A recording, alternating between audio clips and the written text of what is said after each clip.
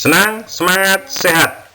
Kembali bersama Sigun 72 Televisi Edukasi Indonesia.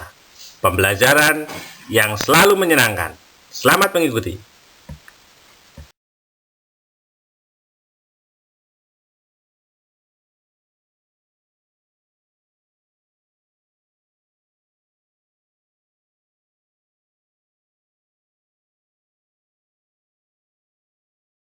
Selamat berjumpa kembali di kelas 5, tema 2, subtema 2, pembelajaran 2 dan 3. Kenapa? Pembelajaran 2 dan 3 kita gabung karena ini untuk mengakomodasi sekolah-sekolah yang melaksanakan UD atau pembelajaran selama 5 hari, bukan 6 hari atau 6 pembelajaran. Selamat mengikuti.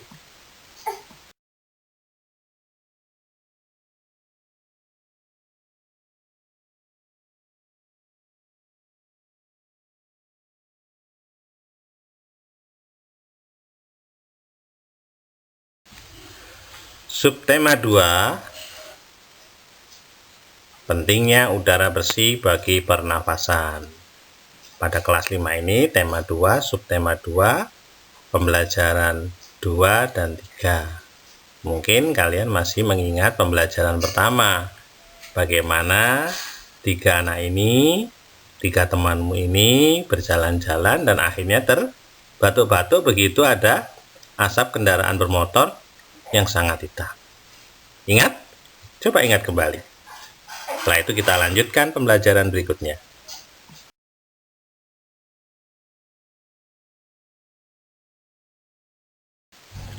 Pagi itu udara terasa dingin. Di sebelah rumah itu tinggal kakek Husin. Kakek Husin mengidap penyakit asma. Saat udara dingin, kakek Husin akan merasa kesulitan bernapas. Kakek Husin biasanya akan segera menyemprotkan obat ke dalam botol spray. Obat itu disemprotkan ke dalam tenggorokannya.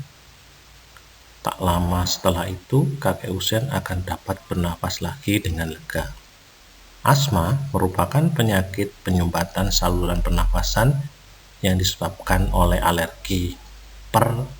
Pencetusnya, alergi misalnya udara dingin, kemudian bulu, kotoran, debu, atau tekanan psikologis.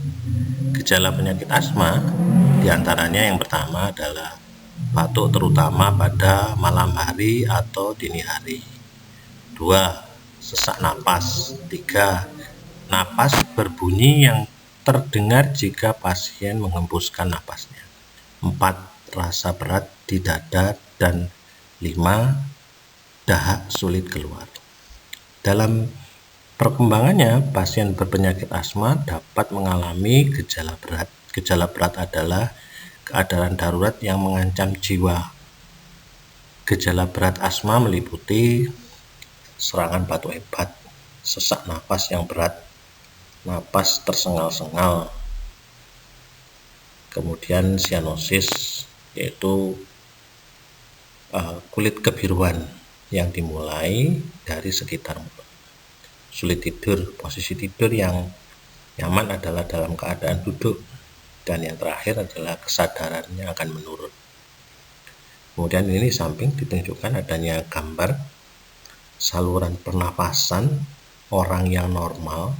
Ini saluran nafas yang menuju ke alveolus. Itu yang normal itu sebelah kiri, sementara bronkusnya yang normal sebelah kiri. Sedangkan bronkus yang sakit itu sebelah kanan, seperti tersumbat, seperti ada sumbatan. Perbedaan pada penderita asma dan bukan penderita asma. Jadi yang normal itu sebelah kiri, yang sebelah kanan adalah bronkus orang yang sakit asma, di mana salurannya agak tersumbat oleh sesuatu, oleh penyakit.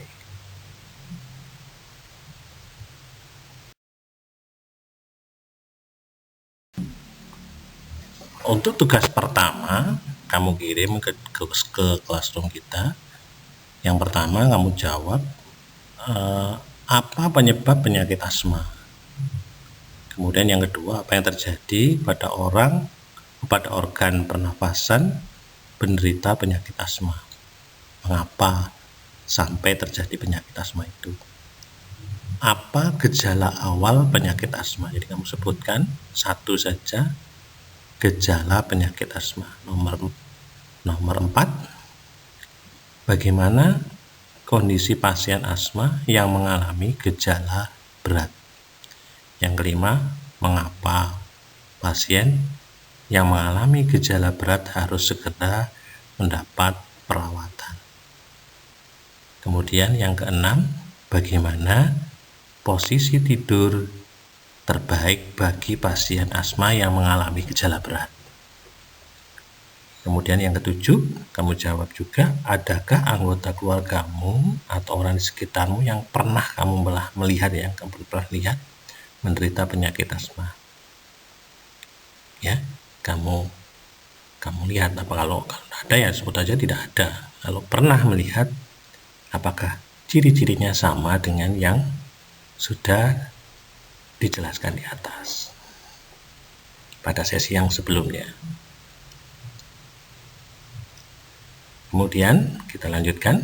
Setelah kamu jawab tadi, kamu kirim ke Google Classroom. Berikutnya, kamu telah mengetahui salah satu penyakit yang berhubungan dengan organ pernafasan. Carilah informasi mengenai penyakit lain yang berhubungan dengan organ pernafasan, misalnya influenza, bronkitis, kemudian tonsilitis, dan pneumonis. Carilah informasi mengenai penyebab, gejala, dan pengobatannya. Lakukan ini karena tidak memungkinkan untuk berkelompok, maka lakukan secara mandiri. Jadi melakukan literasi mandiri, ya. Kamu lakukan literasi mandiri, kemudian tulislah informasi itu dalam bentuk peta pikiran, mind mapping. Jadi kamu buat petanya, peta pikiranmu kira-kira ini penyakitnya, gejalanya ini, kamu kasih garis cabang-cabang gitu ya. Satu saja. Kemudian kita lanjutkan. Aku kirim juga ke Google Classroom. Kakek Husen mempunyai cucu laki-laki yang seumuran Edo yang bernama Dani. Edo dan Dani sering bermain bersama. Siang itu mereka bermain menggunakan bola kecil. Setelah bermain, Dani mengajak Edo ke rumahnya. Di dalam rumah Dani, Edo melihat berbagai macam topeng. Kata Dani, topeng-topeng itu adalah properti tari. Ternyata kakek Husen dahulunya seorang penari. Banyak tarian ditarikan menggunakan properti. Salah satu jenis tari menggunakan properti adalah tari topeng. Sesuai namanya, penari tari topeng menggunakan topeng seperti pada gambar di samping ini. Ini salah satunya, sampingnya tari topeng dan di sampingnya adalah topeng-topeng yang digunakan dalam tarian. Penari pada gambar sedang menarikan tari kelono topeng. Kemudian di bawah ini adalah tarian lain yang menggunakan properti. Perhatikan beberapa gambar berikut yang menunjukkan gerakan tari menggunakan properti. Yang pertama, tari piring otomatis menggunakan piring. Nah, yang kedua, tari ranggu ayak ini, jadi menggunakan seperti ayaan itu ya, untuk digunakan sebagai properti dalam tarian.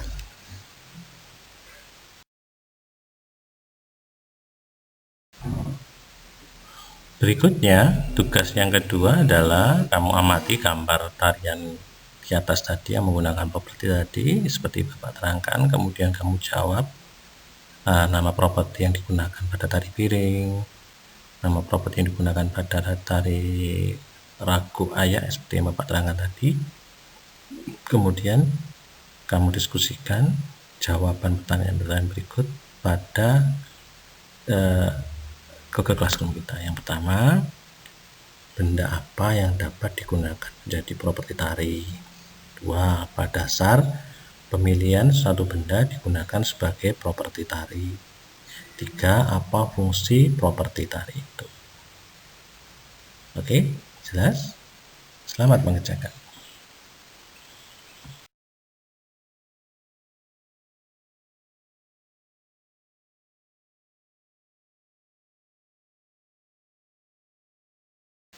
Berikutnya kita bahas tentang pembelajaran ketiga. Yang pertama, pada hari Minggu, warga di daerah tempat tinggal itu mengadakan kerja bakti. Mereka membersihkan sampah-sampah yang menumpuk. Selama ini bau busuk dari tumpukan sampah telah mencemari udara di lingkungan tempat tinggal itu. Warga harus menutup hidung saat melewati tumpukan sampah membusuk itu. Sebelum melakukan kerja bakti, seminggu sebelumnya warga bermusyawarah untuk mencari pemecahan dari masalah sampah. Selain menggunung dan berbau busuk, kadang-kadang tempat sampah itu terlihat berantakan karena ada beberapa orang yang berusaha mencari botol-botol botol bekas terutama untuk dia daur ulang. Akibatnya pemandangan dan udara di lingkungan sekitar tempat sampah menjadi kotor dan bau. Setelah bermusyawarah, warga mendapat sebuah penyelesaian. Warga akan menyiapkan 2 macam tempat sampah. 1 tempat sampah untuk menampung sampah-sampah yang dapat didaur ulang seperti kertas dan botol-botol bekas. Tempat sampah yang lain digunakan untuk menampung sampah-sampah yang dapat membusuk, misalnya dedaunan dan sisa-sisa sayur. Selanjutnya sampah-sampah yang dapat membusuk itu akan diolah menjadi pupuk kompos yang dapat digunakan warga untuk memupuk tanaman. Dalam kegiatan musyawarah dan kerja bakti itu, seluruh warga ikut berperan serta. Keikutsertaan warga dalam musyawarah dan kerja bakti merupakan salah satu bentuk tanggung jawab warga dalam menjaga kebersihan lingkungan. Oke, sekarang kita melatih untuk membuat karya tulis, membuat jawaban atas pertanyaan-pertanyaan berdasarkan bacaan kerja bakti yang sudah Bapak bacakan. Yang pertama, kerja bakti dilakukan, kapan kerja bakti dilakukan? Yang kedua, di mana? Kemudian mengapa, dan siapa saja yang terlibat dalam kerja bakti itu. Kamu jawab, ini tugas yang ketiga, kamu kirim ke Google Classroom untuk hari ini. Selamat mengerjakan. Pertanyaan berikutnya, yang kelima, apa yang dilakukan warga seminggu sebelum melakukan kerja bakti. Kemudian yang keenam, bagaimana hasil musyawarah terkait penyelesaian dari masalah yang dihadapi warga. Yang ketujuh, mengapa warga menyediakan 2 macam tempat sampah? Menjawab ya. Selamat mengerjakan. Pada subtema 1, kamu telah mengetahui makna tanggung jawab dan jenis-jenis tanggung jawab. Sebagai warga masyarakat, selain tanggung jawab, kita juga mempunyai hak dan kewajiban. Sebagai warga masyarakat, hak dan kewajiban dan tanggung jawab merupakan 3 hal yang berbeda, tetapi saling berkaitan erat satu sama lain dan tidak bisa dipisahkan. Bagaimana tidak, hak dan kewajiban bersifat kodrati, yakni melekat bersama kelahiran manusia. Hak dan kewajiban tersebut harus dilaksanakan secara bertanggung jawab oleh pihak yang bersangkutan. Orang yang tidak melaksanakan hak dan kewajibannya dapat dikatakan sebagai orang yang tidak bertanggung jawab. Bagaimana perbedaan antara hak dan kewajiban dan tanggung jawab? Pahamilah uraian berikut ini. Yang pertama, hak sebagai warga masyarakat. Hak berarti sesuatu yang mutlak menjadi milik seseorang dan penggunaannya tergantung kepada orang yang bersangkutan. Jadi hak warga masyarakat adalah sesuatu yang mutlak menjadi milik seseorang yang berkedudukan sebagai warga masyarakat. Bentuk hak warga masyarakat seperti yang pertama, mendapatkan perlindungan hukum, mendapatkan pekerjaan dan penghidupan yang layak, menikmati lingkungan yang bersih, hidup tenang dan damai, bebas memilih, memeluk, dan menjalankan agama, berpendapat dan berorganisasi, mengembangkan kebudayaan daerah. Kewajiban sebagai warga masyarakat adalah suatu yang harus dilakukan dengan penuh rasa tanggung jawab. Jadi kewajiban sebagai warga masyarakat adalah suatu yang harus dilakukan seorang sebagai warga masyarakat dengan penuh rasa tanggung jawab. Untuk kewajiban warga masyarakat diantaranya adalah mematuhi aturan atau norma yang berlaku dalam masyarakat, menjaga ketenangan, ketertiban lingkungan masyarakat, mengikuti kegiatan yang ada di lingkungan RT, RW, atau desa setempat, misalnya kegiatan kerja bakti, gotong royong, dan musyawarah warga masyarakat setempat. Menghormati tetangga di lingkungan tempat tinggal, membantu tetangga yang terkena musibah, menjaga kebersihan lingkungan tempat tinggal. Coba kamu renungkan ini baik-baik, apa yang dimaksud sebagai hak dan kewajiban sebagai anggota keluarga, warga kelas, warga sekolah, dan warga desa. Kemudian kamu aplikasikan dalam kehidupan sehari-hari. Berikutnya, jenis usaha ekonomi yang dikelola sendiri ataupun kelompok. Amatilah kegiatan ekonomi di lingkungan sekitarmu. Bagaimana pengelolaan kegiatan ekonomi tersebut. Jika dicermati kegiatan ekonomi tersebut, ada yang dikelola sendiri, ada pula yang dikelola secara berkelompok. Mari simak pembahasan lebih mendalam. Yang pertama, jenis usaha ekonomi yang dikelola sendiri. Tahukah kamu apa sajakah jenis usaha ekonomi yang dikelola sendiri? Usaha yang dikelola sendiri tersebut disebut usaha perorangan. Usaha ekonomi ini memiliki modal terbatas dan biasanya dikelola secara sederhana. Contoh usaha ekonomi perorangan sebagai berikut: usaha pertanian, kemudian usaha perdagangan, usaha jasa, industri kecil. Sedangkan ekonomi yang dikelola berkelompok contohnya firma, persekutuan komander seperti CV yang didirikan sekurang-kurangnya 2 orang yang menyetorkan modal. Pada CV terdapat ada dua sekutu, yaitu sekutu aktif dan sekutu pasif. Sekutu aktif berperan sebagai investor, dan pengelola CV sekutu pasif berperan tanpa terlibat dalam pengelolaan CV. Untuk membentuk CV dapat dikembangkan dari firma. Firma ini memungkinkan jika firma ingin memperluas usahanya membutuhkan banyak modal. Kemudian ada perseroan terbatas atau PT yang usahanya dalam bentuk saham. Kemudian ada badan usaha milik negara yang kepemilikannya sebagian besar dikuasai oleh negara dan digunakan untuk kemakmuran masyarakat. Yang ketiga adalah koperasi. Di Indonesia, perkembangan usaha bersama yang bertujuan menyejahterakan anggotanya, usaha yang dimaksud adalah koperasi. Menurut Undang-Undang Nomor 25 Tahun 1992 tentang perekonomian, koperasi adalah badan usaha yang beranggotakan orang-orang atau badan hukum koperasi dengan melandaskan kegiatannya berdasarkan prinsip koperasi sekaligus gerakan ekonomi rakyat berdasarkan asas kekeluargaan koperasi sesuai dengan Undang-Undang Dasar 1945 pasal 33 ayat yang ke-1. Yaitu bentuk perekonomian disusun atas usaha bersama berdasarkan atas asas kekeluargaan koperasi sesuai dengan Undang-Undang Dasar 1945 pasal 33 ayat 1. Yaitu bentuk perekonomian disusun atas usaha bersama berdasarkan atas asas kekeluargaan koperasi pertama kali dikembangkan oleh Dr. Muhammad Hatta. Atas perannya tersebut beliau dijuluki sebagai Bapak Koperasi Indonesia. Ini ada beberapa koperasi yang berkembang di Indonesia dan bentuk-bentuknya seperti berikut. Coba kamu literasi sendiri ya, ada 5 ya.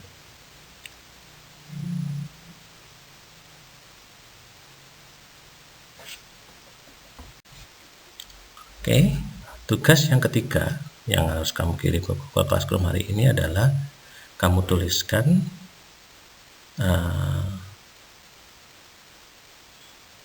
hak dan kewajiban tanggung jawab yang dimiliki masing-masing anggota keluarga. Ini kamu tulis di bawah seperti ini dalam bentuk tabel. Oke, ini tugas yang ketiga. Selamat mengerjakan.